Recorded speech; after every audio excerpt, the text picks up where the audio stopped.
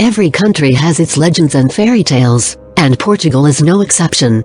One of the most well-known Portuguese tales is a love story about King Pedro of Portugal and Inês de Castro. Their relationship did not end as they would have wanted, with Inês being killed by royal minions, but in this case, what life took apart, death put back together. Here is the story of how King Pedro's and Inês's tombs were made. It all started in the 14th century when Prince Pedro, who was at the time the rightful heir to the throne, met Constança from the Castella kingdom, whom he was expected to marry in an arranged marriage. Pedro, however, fell in love with one of Constança's maids. Her name was Inês de Castro, and she reciprocated the prince's love. Inês was the natural daughter of Pedro Fernandes de Castro, Lord of Limos and Saria, and his noble Portuguese mistress Aldonza Lourenço de Valadares. She was also well connected to the Castilian royal family. Pedro and Inês had a secret affair which became public as soon as Queen Constança died, giving birth to Pedro's child. Her death made Pedro feel comfortable enough to make his relationship official, but his father, King Afonso IV, was having none of it and forbade them to marry. Nevertheless, Pedro and Inês decided to live together in Coimbra and have children anyway. Constance of Castile died in 1345. Afonso IV tried several times to arrange for his son to be remarried, but Pedro refused to take a wife other than Inês, who was not deemed eligible to be queen. Legend has it that Inês's brothers had a big influence on Pedro, which started to bother the royal family.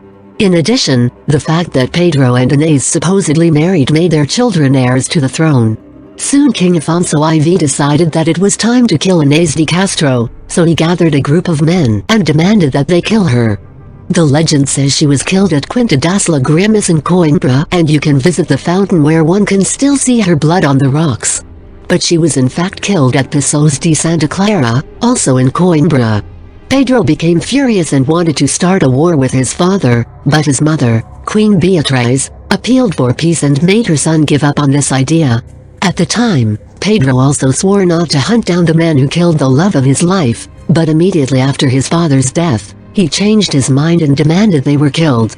This action gave him the alias Cruel. King Pedro and Inês became reunited after their death. After Inês's death, Pedro crowned her as queen, making her the first and only Portuguese queen crowned after her death. King Pedro made sure this royal title was visible on her tomb and then ordered that his tomb to be next to hers, to stay side by side for eternity. King Pedro and Inês became reunited after their death. After Inês's death, Pedro crowned her as queen, making her the first and only Portuguese queen crowned after her death. King Pedro made sure this royal title was visible on her tomb and then ordered that his tomb to be next to hers, to stay side by side. The tombs were constructed between 1358 and 1367, and although their author is unknown, many believe he was Portuguese, with some French influences. The tombs are located at Mosteiro de Alcobaça, as King Pedro wanted. At first, they were located in the south transept of the church, but were moved to the tomb room. Since the 20th century, they have been moved back to the original place, situated in face rather than side by side. Inês is in the north arm, and Pedro in the south one.